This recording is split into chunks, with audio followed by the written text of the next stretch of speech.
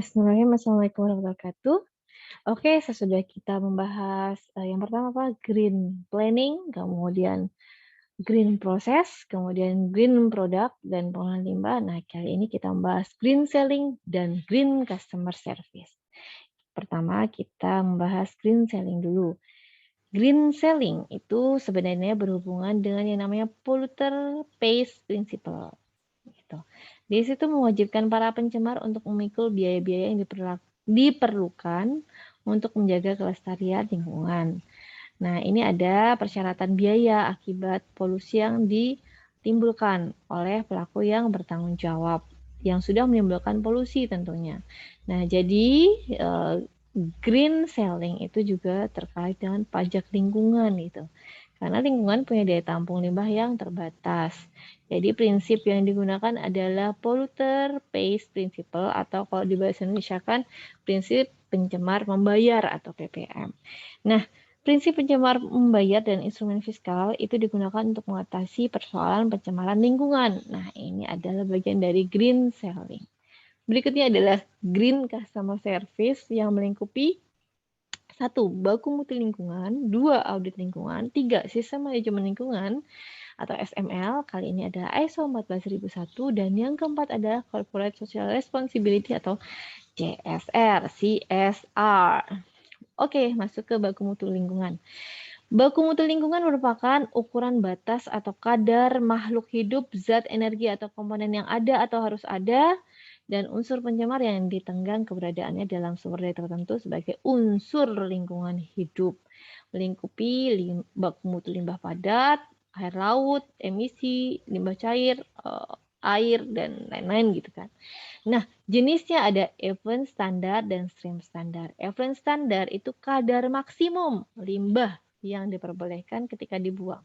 Kalau stream standar, batas kadar untuk sumber daya tertentu gitu. Jadi ini kadar maksimum, ini batas kadar. Ini untuk sungai, waduk, dan danau. Kemudian audit lingkungan. Audit lingkungan itu sebenarnya proses evaluasi yang dilakukan penanggung jawab usaha dan kegiatan. Tujuannya apa? Untuk menilai tingkat ketaatannya terhadap apa? Persyaratan hukum dan kebijakan standar gitu. Jadi intinya audit lingkungan itu identik dengan evaluasi untuk menilai dia taat enggak gitu kan. Kemudian taat terhadap apa gitu, terhadap persyaratan hukum dan kebijakan yang sudah ditentukan. Kemudian berikutnya adalah sistem manajemen lingkungan atau SML ISO 14001. Jadi, salah satu perangkat yang digunakan untuk mencapai kualitas produk dan mengurangi pencemaran lingkungan itu adalah sistem manajemen lingkungan ISO 14001. ISO 14001 itu menjadi dasar perusahaan menggunakan sumber daya perusahaan dan memperhatikan dampak lingkungan. ISO 14001 itu untuk memenuhi peraturan dan tanggung jawab dalam mendukung perlindungan lingkungan, mencegah pencemaran, dan mendapatkan keuntungan ekonomi melalui perbaikan kinerja lingkungan secara keseluruhan. ISO 14001 itu juga merupakan standar internasional yang sangat terperinci dan menjadi syarat bagi sistem manajemen lingkungan untuk si perusahaan itu dapat merumuskan kebijakan dan sasaran. Perusahaan itu juga memperhatikan persyaratan perundang-undangan dan informasi tentunya terkait dampak lingkungan yang penting. Nah, seri ISO 14000 ini ada macam-macam nih. Nah, ini ada banyak ya sebenarnya. Kemudian berikutnya, keuntungan ISO 14001 bagi perusahaan yang telah menjalankannya itu apa? Otomatis pertama itu adalah lingkungannya.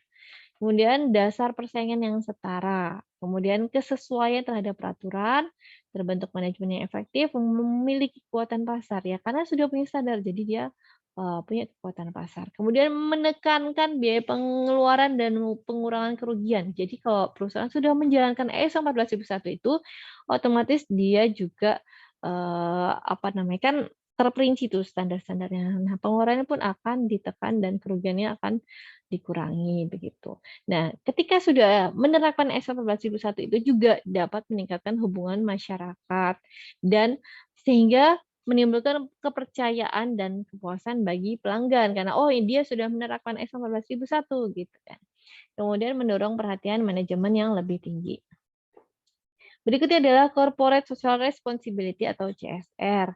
CSR itu menjadi bagian yang tidak terpisahkan pada perusahaan sebenarnya, dan ini menjadi investasi masa depan perusahaan, dan menjadi bagian untuk, sustainable development, pembangunan yang berkelanjutan. CSR itu ada 5 pilar ya. Yang pertama adalah building human.